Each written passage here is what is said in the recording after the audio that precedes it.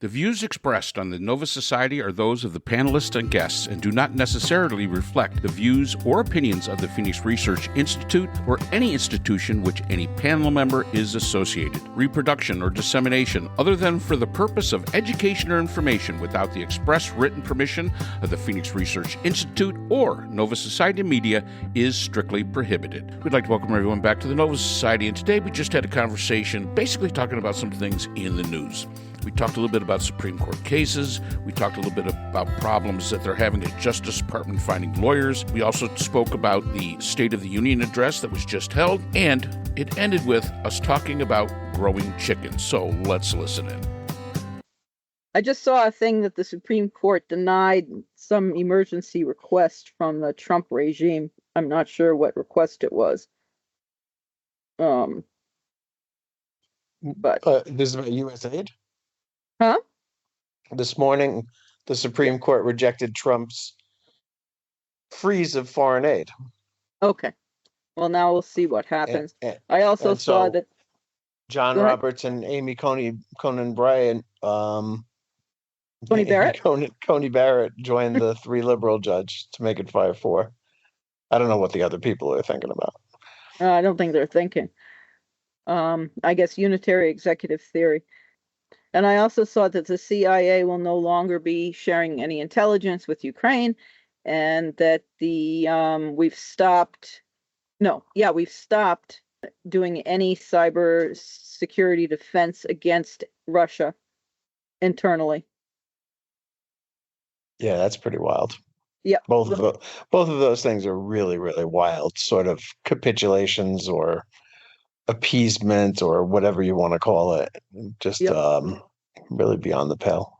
Yep. And while we've stopped now all military support to Ukraine, Trump went around the Congress, as he's been doing, and gave, I believe, something like $12 billion worth of military hardware and weaponry to Israel in the past 5 weeks without saying anything to anybody.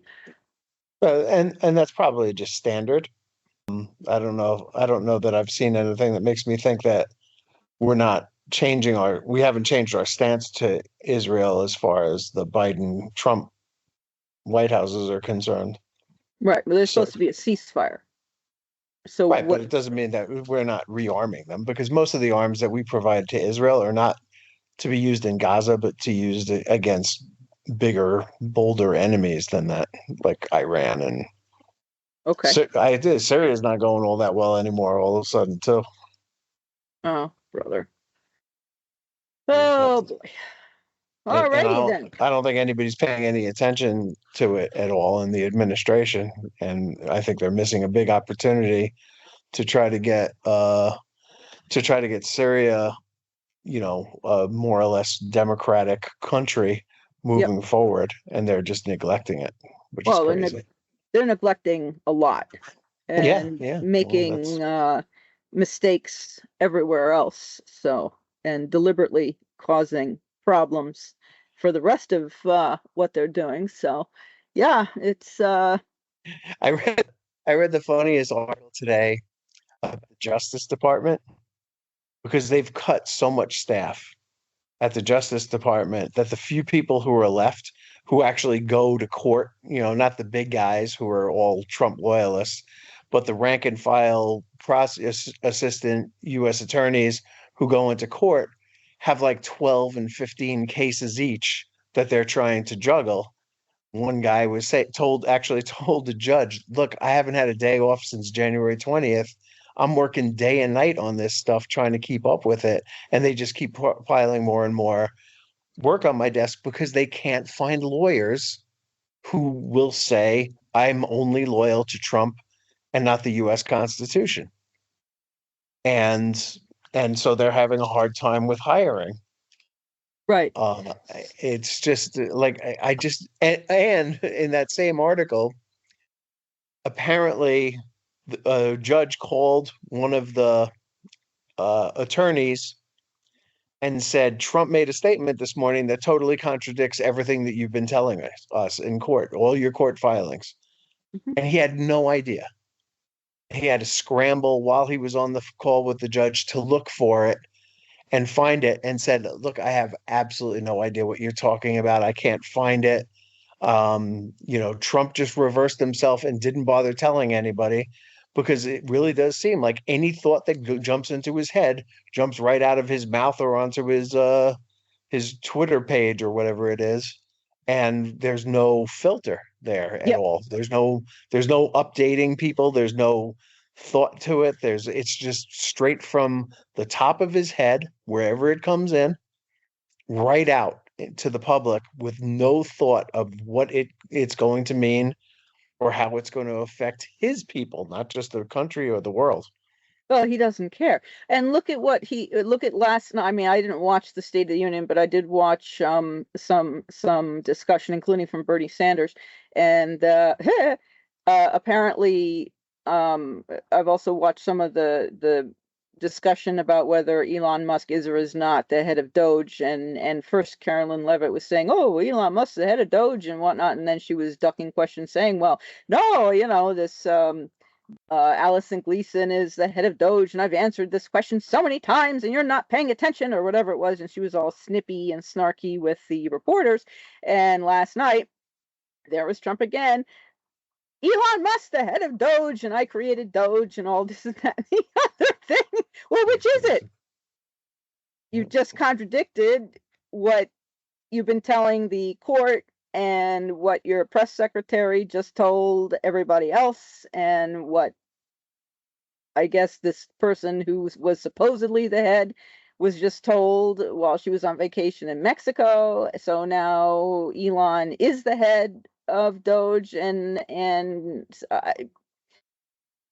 no, Trump doesn't care. And he's also acting like somebody who has no thought or care about any upcoming election or how he is treating the country or the voters or his own people or other world leaders. He doesn't care. And that, to me, is very alarming, thinking about going forward as time unspools, as it inevitably does.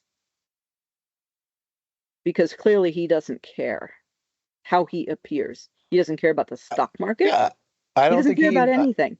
I don't think he knows. I really don't think he knows. I don't think he pays attention to what's going on. I think he's completely lost his mind. And people tell him what he wants to hear, and that's what he repeats, and it's never any different, you know. He does he really, like somebody said, does he really think that consumers are really happy with what's going on? All the data says that they're not. And then this person asking that question said, the problem is he doesn't seem to know, he doesn't seem to care, and he doesn't seem to have any way of dealing with information, because he just acts or says whatever pops into his head at that second, and it could be totally contradictory 2 minutes later. Yep. So Yep. that's where we are there. And that's what it feels like, really. Yeah. I didn't bother. Mark, did you watch the speech? I didn't bother. No, I didn't. No. So I guess we could scratch that off the list of things to talk about. Absolutely. Well, yeah. I mean, it was, by what I've read about it, and I was reading about it this morning, because if I want to catch the low lights, I'm sure that I can, just watch the whole damn thing. But no, I didn't bother. But what I read about it, it was exactly what you'd expect it to be. Well, apparently Al Green, representative, I believe, he's a representative, not a senator. Although I could be wrong about that. Mike Johnson actually had Congressman Al Green removed by a master at arms. Yeah. And escorted I did out. hear about that. And, I'm sorry, but Al Green, you showed your ass. And that's not the place to do it. It's not the way to do it. You cannot be what they are. You cannot be Marjorie Taylor Greene. You can't do it. And, show a little bit of respect for the House of Representatives. Show a little respect for the offices that all of you in that room, in that building hold, and don't do that. I mean, Is that what he did? Yeah, pretty much. Okay, Yeah, I I don't mean, know what he did. he was acting out, and by the way, he was on the head of the January 6th Yep. committee from the on the Democrat side in the House, and you know, he's very emotional kind of guy, Hmm. and he let it get away from him and got tossed, and he's going to get censured and whatever, you know.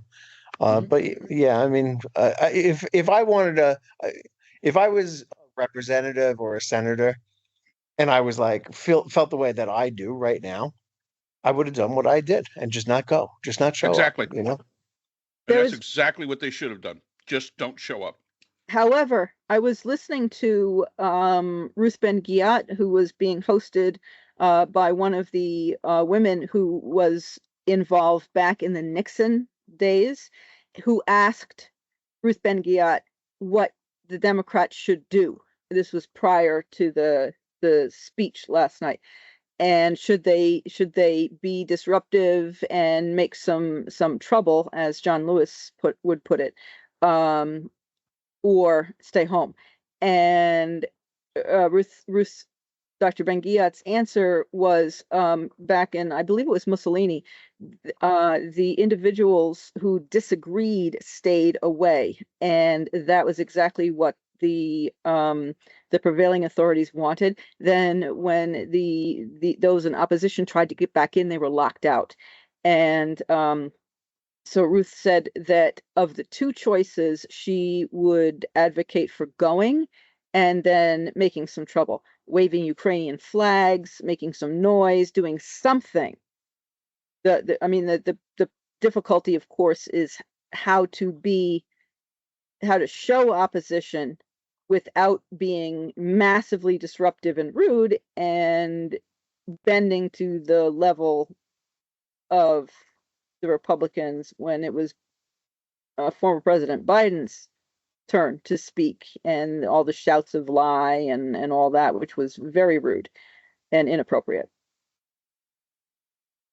Yeah, Um, well, but here's the problem with that. mhm. If you're gonna go pre and you're gonna like prejudge it, right? You know what you expect, and we got pretty much what we expected, right?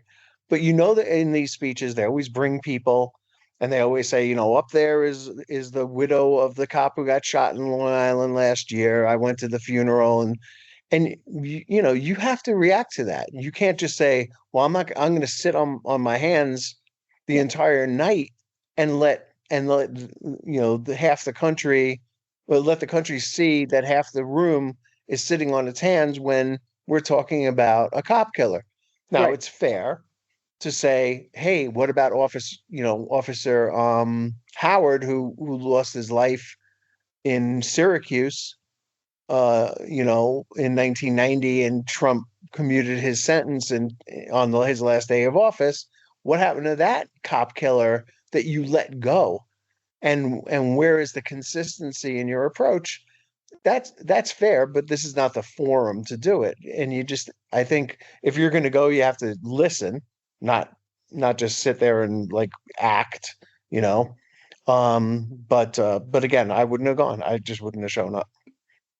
And, with all due respect to Dr. Giat, um, that's an opinion. Dr. Bound says, I'm not buying it. So, you can take it for whatever it's worth.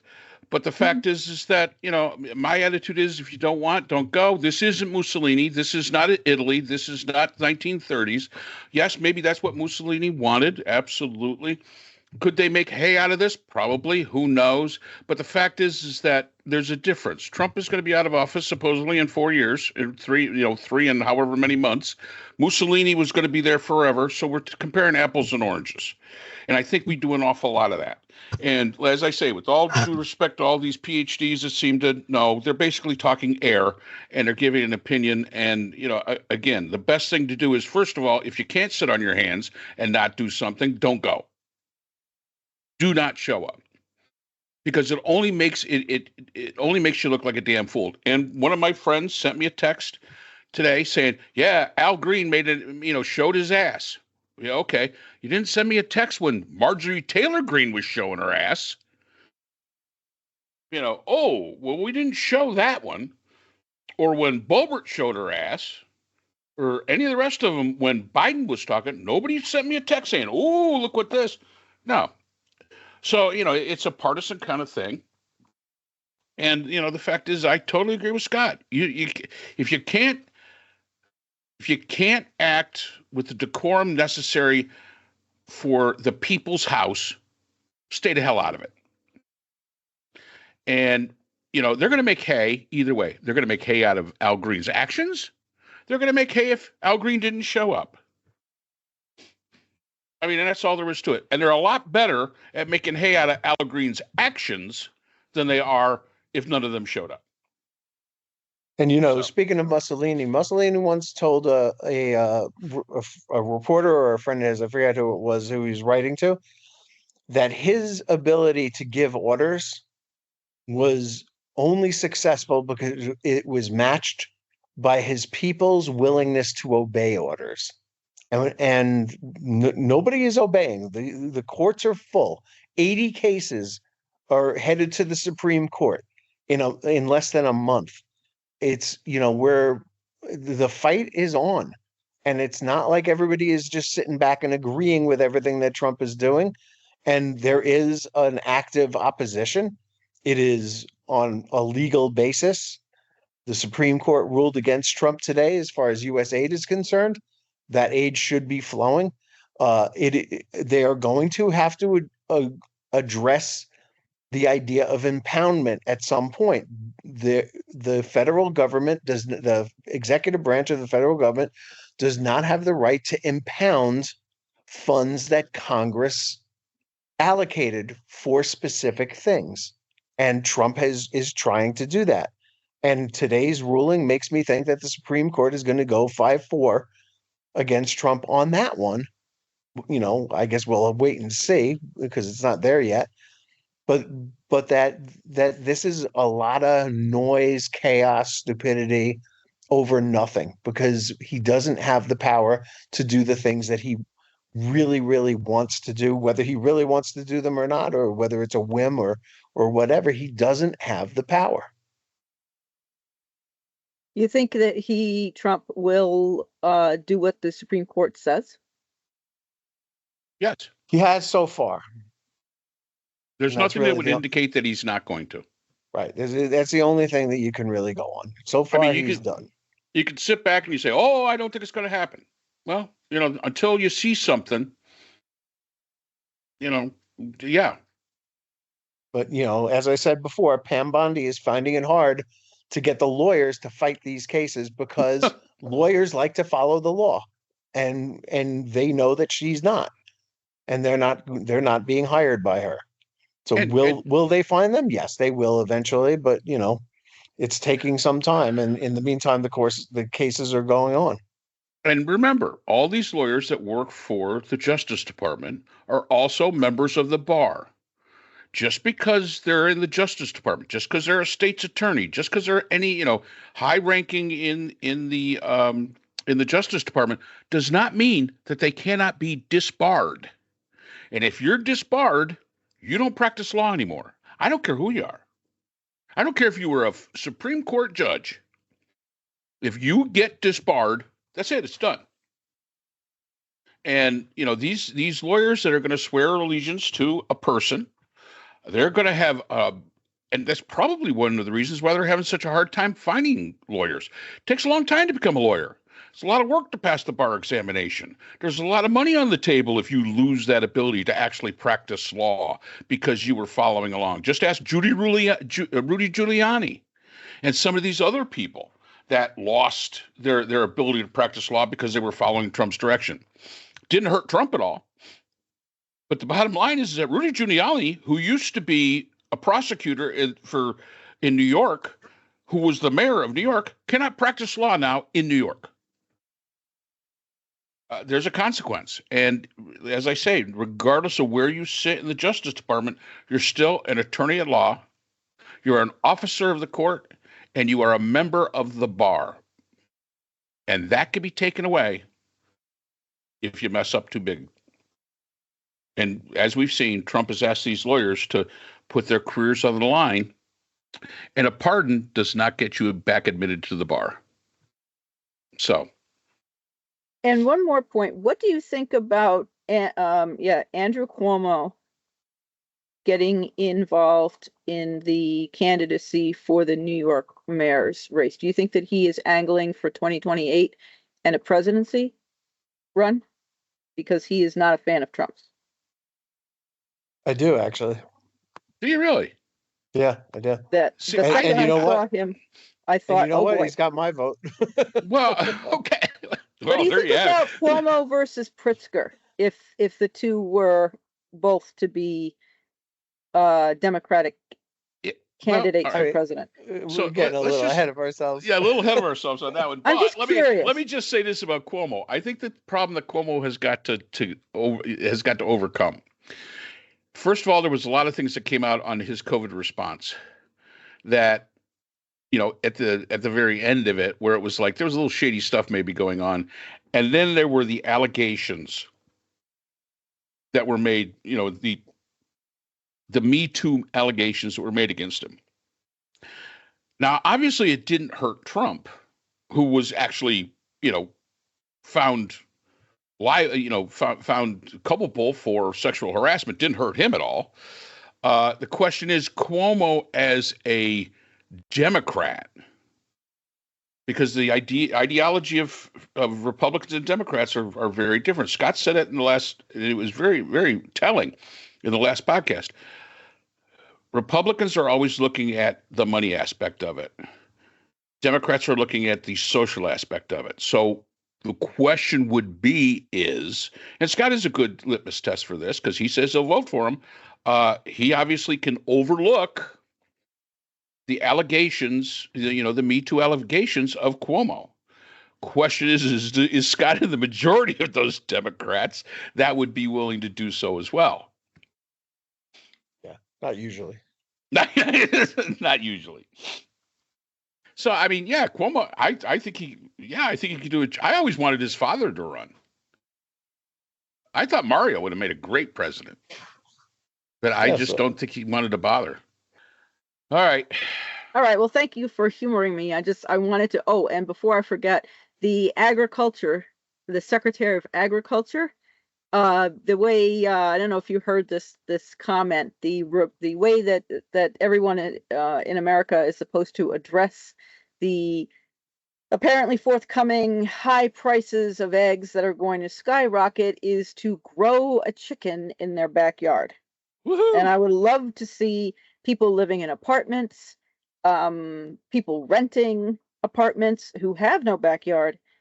Maybe they can make an arrangement, and I'm serious, with the building's owner to put hens on the roof and enclose them and have laying hens on the roof. No, I'm quite serious. I understand, but that is about as intelligent of an answer from a Secretary of Agriculture as a Secretary of Energy saying, you want to combat those high gas prices, start drilling your own oil. Yeah, exactly. And refining it. Yeah, exactly. And I'm that's thinking, just so stupid. You don't grow a chicken. This is not a plant. You raise chickens. I mean, and she clearly knows nothing about it. And this is the silver lining, she says, in all this.